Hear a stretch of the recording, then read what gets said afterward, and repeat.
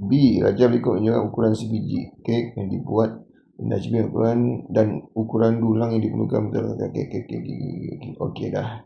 So data kita tahu keknya ni dia punya panjang, dia punya lebar. Dulang dia punya lebar dah ada, panjangnya tak tahu. Okey. Dulang tersebut memuatkan 4 kek yang sama tanpa sebarang bagi ruang. Itu kan luas dulang tu. Okey, so bila kata luas, panjang darab lebar. Okey, sekarang kita tengok nak cari dulang ini. Data apa yang ada dulu? Lebar kan? Okey, lebar. Okey, so darab 12. Panjang? Ini panjang ni. Inilah panjang ni berapa tak tahu. Tapi dia bagi data. Dia kata boleh muatkan 4 biji kek yang sama tanpa sebarang baki ruang. Okey, maksudnya dia nak cerita ni 4 segi ni diletak dekat sini. Dia kata boleh muat 4 kek tanpa ada baki ngam-ngam lah. Maksudnya 1, 2,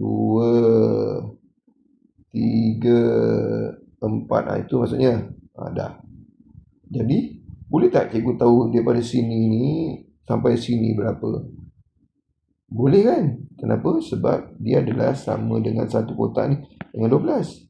So maksud sini ialah 12, 12, 12, 12. So ada berapa kali 12?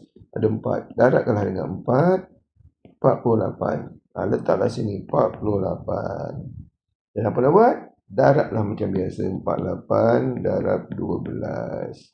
8 darab 2 darab 8, 16 tak 1. 2 darab 4, 8 tambah 1, 9. Okey, cikgu buat nombor lain pula. Okey, 1 ni adalah 10. 10 darab 8. 1 darab 8. 8 lah. 1 darab 4. 4 lah. So jawapannya ialah 6, 9 tambah 8, 17, 1, 5. So jawapannya adalah 576 cm persegi. Okey, boleh? Boleh? Okey. So macam mana dah dapat markah? Ini awak dah buat kira. Sama juga, caranya sama. Awak buatlah dia punya formula dulu. Okey, yang awak tahu 12. Okey, macam mana dapat 48 ni? Ni kan? So 12-nya ada 4 kali kan? Jadi maksudnya dalam kurungan 4 darab 12. Dah gitu. Okey, boleh? Betul awak buat lah. Baru awak buat yang ni. Baru jawapannya sama, 576 cm persegi.